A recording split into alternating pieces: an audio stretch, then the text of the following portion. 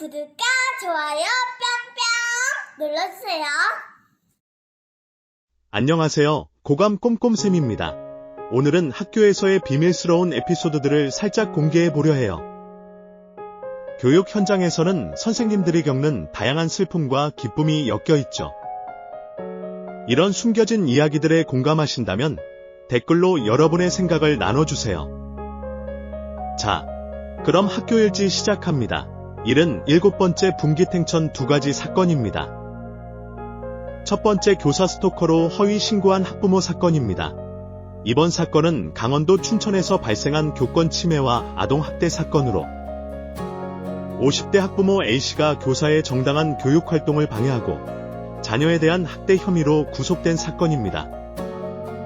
이 사건은 교사와 학생 모두에게 심각한 피해를 입힌 동시에 교사의 권리와 보호, 학생의 안전을 다시 한번 강조하는 계기가 되었습니다. 교사에 대한 허위 신고와 공무집행방해, 그리고 자녀를 학대한 학부모가 구속된 사건은 교권 보호와 아동 보호에 중요한 시사점을 제공합니다. 사건 개요. 강원 춘천경찰서는 A씨를 아동복지법상 아동학대 혐의로 송치했다고 26일 발표했습니다. A씨는 자녀 B군을 신체적으로 학대한 혐의를 받고 있으며 학대의 구체적 행위로는 지난 4월 TV를 보고도 안 본 척했다는 이유로 자녀를 폭행하고 새벽에 자고 있던 B군을 반복적으로 폭행한 점이 드러났습니다. 이러한 신체적 학대는 아동의 신체적 건강뿐만 아니라 심리적 안정을 심각하게 해치는 행위로 B군은 현재 학대 피해 아동 쉼터에서 머물며 보호를 받고 있습니다.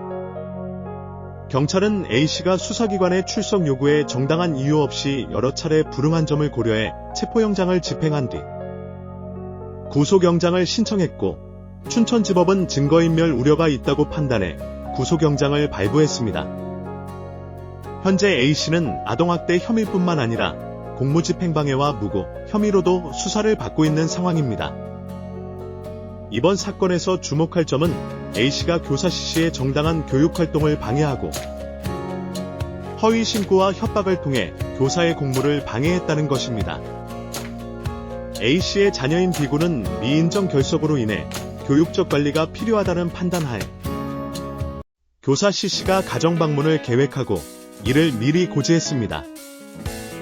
그러나 A씨는 이를 받아들이지 않고 가정에 방문할 경우 스토커로 신고하겠다는 협박을 했으며 실제로 가정 방문한 교사를 스토커로 112에 허위 신고하는 등의 행위를 벌였습니다. 이와 같은 A씨의 행동은 교사의 정당한 교육활동을 방해한 것으로 교사의 직무 수행을 저해하는 공무집행방해에 해당합니다. 또한 A씨는 교사를 아동학대로 허위 고소하는 등 지난해 3월부터 12월까지 교사의 교육활동을 지속적으로 침해했습니다.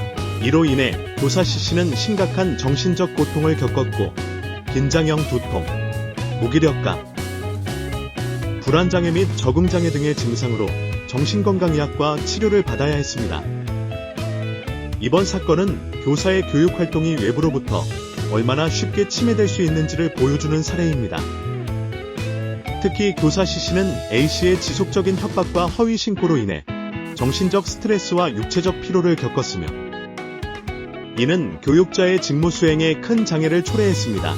교권 침해는 교사의 개인적 고통에 그치는 것이 아니라 궁극적으로는 학생의 교육 환경에도 부정적인 영향을 미칩니다. 교사가 안정적인 환경에서 교육을 수행하지 못할 경우 학생들도 적절한 교육적 지원을 받지 못하게 되며 이는 교육의 질 저하로 이어질 수 있습니다. 이에 강원도교육청의 신경호 교육감은 이번 사건을 매우 심각하게 받아들였으며 지난해 12월 A씨를 경찰에 형사 고발했습니다. 이는 강원도교육청이 교권 침해 사안에 대해 적극적으로 대처하고 있음을 보여주는 사례이며 보교육감이 학부모를 교권 침해 사유로 형사 고발한 것은 이번이 처음입니다.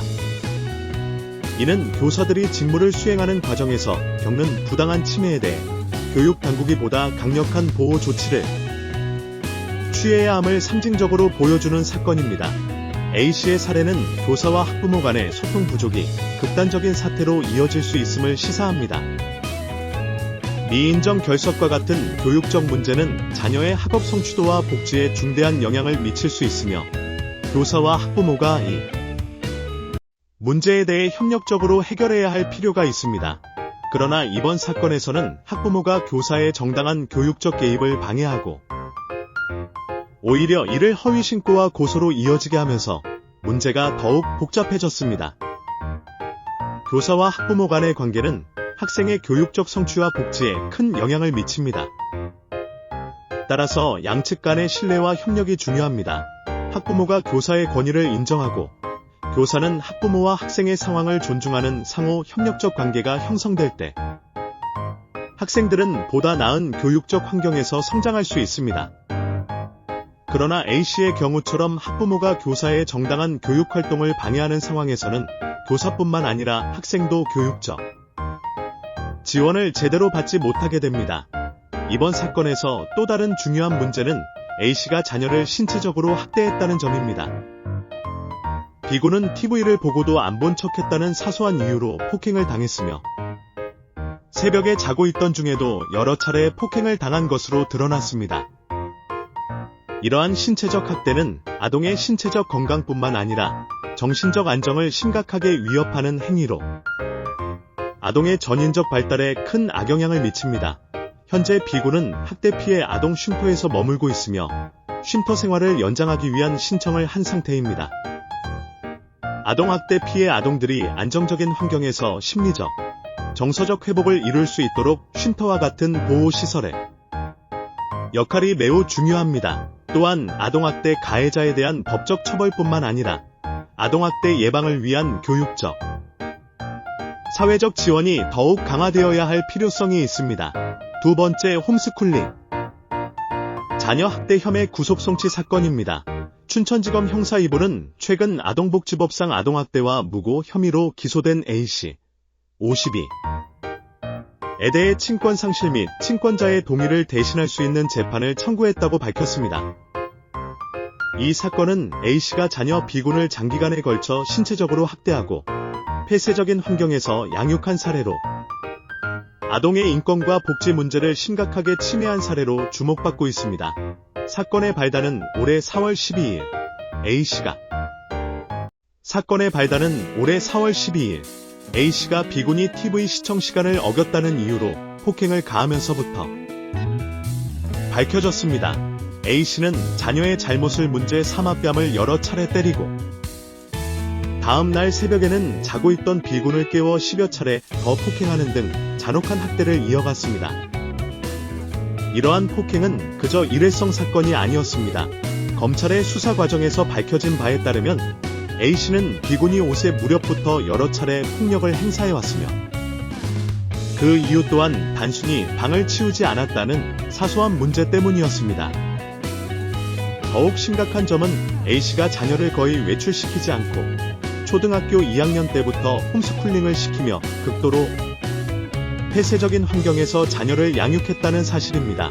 검찰은 A씨가 2달에 한 번만 B군을 외출시키고 외부와의 접촉을 최소화하면서 자녀의 심리적 발달에도 큰 악영향을 미친 사실을 밝혀냈습니다. A씨는 아무도 믿지 말고 엄마만 믿어야 한다는 식으로 자녀를 심리적으로 통제하면서 지속적인 지배를 해왔으며 이는 자녀의 자율성 발달과 사회화 과정에서 중대한 문제를 야기한 것으로 보입니다. A씨의 범죄는 아동 학대에 그치지 않았습니다.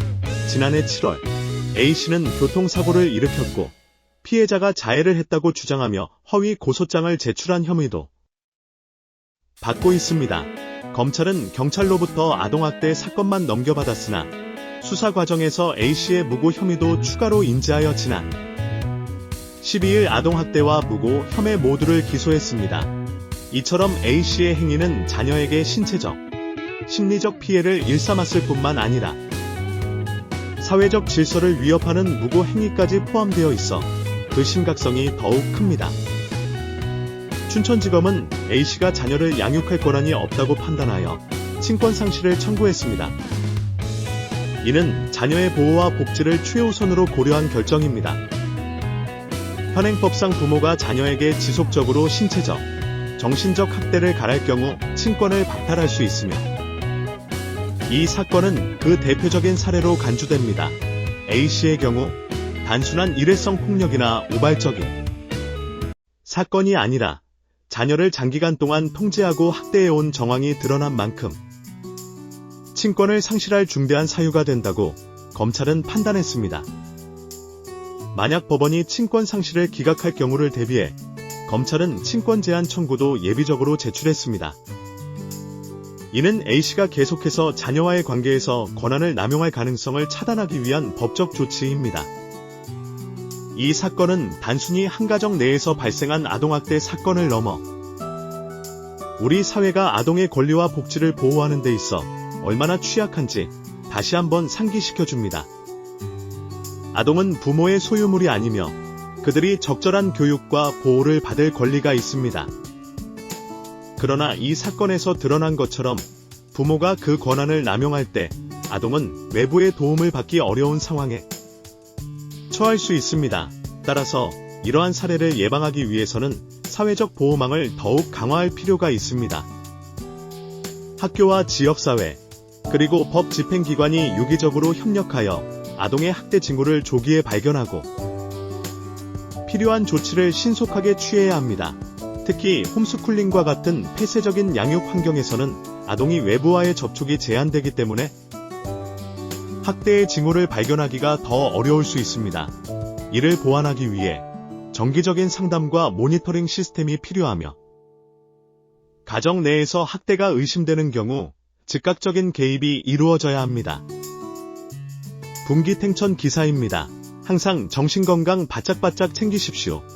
여러분의 노고에 진심으로 응원과 감사를 보냅니다. 좋은 사연 있으시면 메일로 언제든 보내주세요. 사연 채택된 분들께 커피 쿠폰 보내드리겠습니다. 77번째 학교일지였습니다. 지금까지 고감 꼼꼼쌤이었습니다. 아디오스. 구독과 좋아요 뿅뿅 눌러주세요.